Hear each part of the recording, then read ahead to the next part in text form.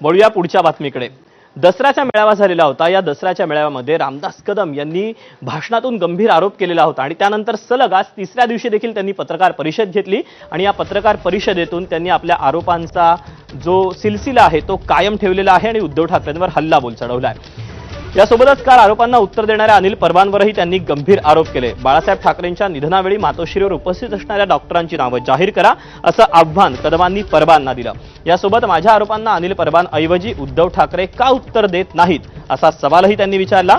तर अनिल परबांनी एसआरए मध्ये बिल्डरकडून 2 मर्सिडीज मिळवल्या असा आरोपही रामदास कदमांनी केला। काल अनिल परबांनी रामदास कदमांच्या पत्नी जळल्या की जाळलं असा प्रश्न उपस्थित केला होता। त्यावर आज रामदास कदमांच्या पत्नीनेही समोर येऊन उत्तर दिलं। यासह कदमांनी आज पुन्हा एकदा कोर्टात जाण्याचा इशाराही दिला।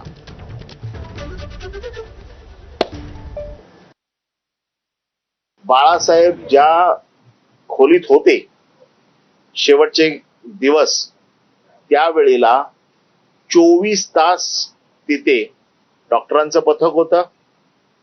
एक डॉक्टर नव्हता, डॉक्टरांचं पथक होतं। प्रत्येक मिनिटाला मॉनिटर केलं जात होतं। तिथे असंख्य लोक भेटायला येत होते आणि सगळ्यांना माहित होतं की बाळासाहेब जिवंत आहेत। बाळासाहेब ज्या खोलीमध्ये होते त्या खोलीमध्ये 24 तास डॉक्टरांचे पथक होतं। नाव सांग, का त्यांनी पैसे घेतले नाही ते सांग, का त्यांनी बुलेट काढले नाही ते सांग, का ते लोकांसमोर आले नाही ते सांग। नाही सांगू शकत। रामदास कदम यांनी खोटे आरोप केले। मी आरोप केले नाहीत, मी संशय व्यक्त केला। मी संशय व्यक्त केला आणि हा मराठी माणसाच्या टाळूचं लोणी खातो। बिल्डर कडून गाड्या घेतो, 2-2 गाड्या घेतो। कुठली गाडी आहे? मर्सिडीज गाडी, 2 मर्सिडीज गाड्या घेतल्या। त्यातले काळ्या रंगाचे आणि कुठल्या कलरचे। आणि हा माझ्यावरती बोलतो। हे एफिडेव्हिट मला दिली आहे, प्रतिज्ञापत्र दिलेलं आहे।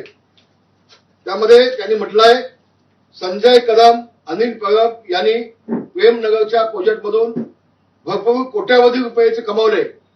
फक्त चुगल्या करायच्या मातोश्रीला जाऊन उद्धवजीला, आणि उद्धवजीला ते अशी माणसं आवडतात।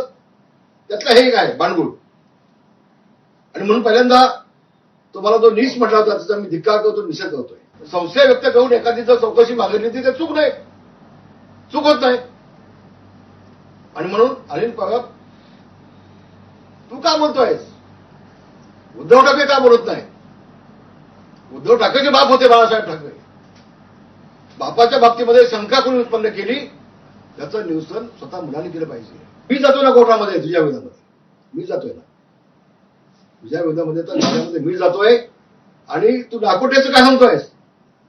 आता पहिल्यांदा अनिल परबची नाकोटेच केली पाहिजे की त्यांनी मर्सिडीज बिल्डरकडनं घेतल्यात की नाही, कोट्यावधी रुपये त्या प्रेमनगरच्या एसआरएच्या स्कीम मध्ये घेतल्या की नाही।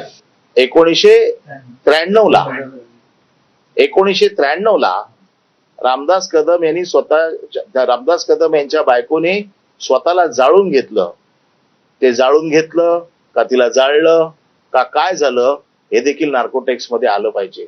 तुम्हाला पण त्रास होते तुमचे जे स्टेटमेंट जे येत आहेत ना, जे पब्लिक बोलते ते वेगळं आहे, पण तुम्ही जो घालताय प्रकार तुमच्या ह्याच्यामध्ये फार चुकीचा आहे। एखादी एवढी बदनामी तरी करू नका ना तुम्ही। त्याच्यामध्ये बघा काय बोलतायत ते।